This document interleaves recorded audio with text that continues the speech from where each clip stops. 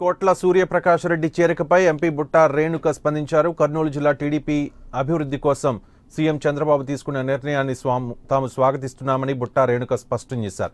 పార్టీలో ఎవరినైనా చేర్చుకునే అధికారం సీఎం చంద్రబాబుకు ఉందని, ఆయన తీసుకున్న నిర్ణయాన్ని తాము సమర్థిస్తామని స్పష్టం చేశారు. సీఎం ఆదేశాలకు అనుగుణంగా పార్టీలో నడుచుకుంటామని బుట్టా స్పష్టం చేశారు.